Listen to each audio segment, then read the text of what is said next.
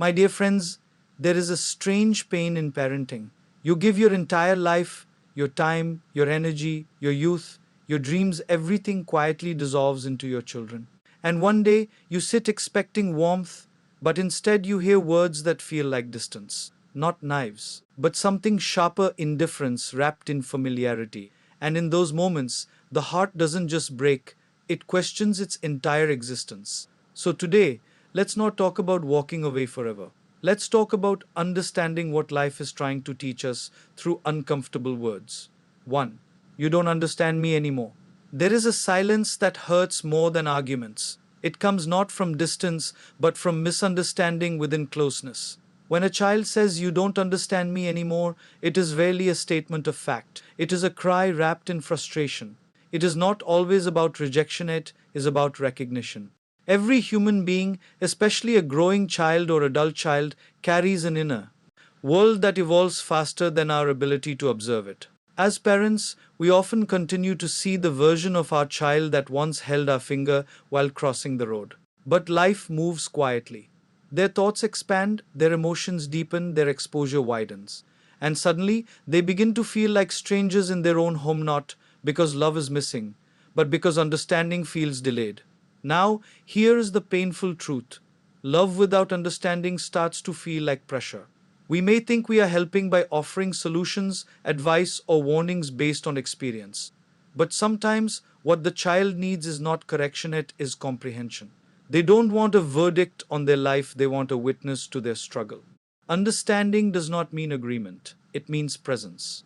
It means saying, "I may not fully agree with your world, but I still want to know it." When a child feels misunderstood repeatedly, they begin to emotionally withdraw, not because they don't love their parents, but because they feel emotionally unsafe to express themselves fully. And over time, silence replaces conversation. The transformation begins when parents stop reacting and start listening. Not listening to respond, but listening to absorb. There is a sacred difference. Sometimes the most powerful healing in a relationship does not come from words, but from the patience to sit through uncomfortable truths without interrupting them. Because in the end, children don't remember how many solutions we gave them. They remember whether they felt understood while they were struggling. And understanding, once rebuilt, becomes the bridge that brings hearts back without forcing them. 2. I didn't ask for your advice. This statement often feels like rejection. But beneath its sharpness lies a deeper emotional reality: the need for autonomy. Parents naturally want to guide. It is an expression of care. We have walked through life, made mistakes, learned lessons, and we want to protect our children from unnecessary pain. But what we often forget is that wisdom delivered without timing becomes noise instead of guidance. When a child says, "I didn't ask for your advice," they are not always rejecting wisdom. They are resisting the feeling of being controlled. They are trying to establish identity. Every human being must go through the process of forming their own decision making muscles. If every step is corrected, if every mistake is prevented, the child may grow up safe but not confident. There is a difference between teaching and taking over. Teaching says, "Here is what I learned. You may choose your path." Taking over says, "This is the only right path." The second approach may come from love, but it slowly creates emotional distance. In such moments, the deeper spiritual lesson is restraint. To allow space for mistakes. To allow silence where advice once flowed constantly. It is not easy. A parent sees danger faster. A parent sees consequences earlier. But not every danger is meant to be removed. Some are meant to be experienced so maturity can be earned. The irony is, the more we try to prevent every fall, the less the child learns how to stand. So when advice is not welcomed, it is not always disrespect. It is often growth asking for space. The highest form of guidance is not constant instruction. It is silent availability, being there when asked, not withdrawing love when not asked. Because one day, the same child who rejected advice will come seeking wisdom, not because it was forced upon them, but because it was patiently preserved. 3. You are ruining my life. This is one of the most emotionally charged statements a parent can hear. It pierces directly into identity, guilt, and love. But we must learn to pause before reacting to it. most of the time, this statement is not a literal truth, it is an emotional overflow. It is spoken in moments of stress, confusion, or inner conflict when the child feels trapped between expectation and desire. What they are really expressing is often this: I feel overwhelmed and I don't know how to express it calmly. In such moments, the danger is not the statement itself, it is the reaction it triggers. If a parent responds with anger, defense, or emotional retaliation, the conversation becomes a battlefield. But if a parent responds with stillness, something remarkable happens. The emotional fire slowly loses oxygen. It is not easy to remain calm when accused unfairly. It feels unjust. But wisdom lies in recognizing that not every emotional statement requires an emotional response. Sometimes what the child needs is not correction in that moment, but regulation. Someone who does not escalate their emotional chaos further. This is where maturity transforms parenting into something deeper than authority, it becomes emotional anchoring. Behind you are ruining my life is often a hidden layer.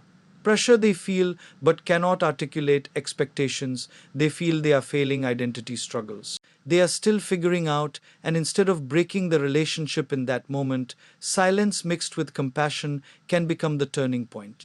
Because words spoken in pain are not always permanent beliefs, but reactions received in pain often become permanent memories. And relationships are not defined by perfect moments, they are defined by how we handle imperfect ones. 4. Stop interfering in my decisions. This statement represents one of the most natural stages of human development, the formation of independence. For a parent, it can feel like rejection, but for a child, it is often about identity. Every person must eventually ask life a question: who am I when no one is deciding for me? And in that process, even loving guidance can feel like interference. Parents often see decisions through the lens of experience. Children see them through the lens of possibility. This difference creates friction, not because either is wrong, but because timing is different. When a child says, "Stop interfering in my decisions," they are often not asking for disconnection. They are asking for trust. They want to feel that their life is theirs to shape even if they stumble while doing it. Now, here is the deeper wisdom. Letting go of control does not mean letting go of love. In fact, love matures when control reduces. There is a stage in parenting where guidance must slowly transform into observation.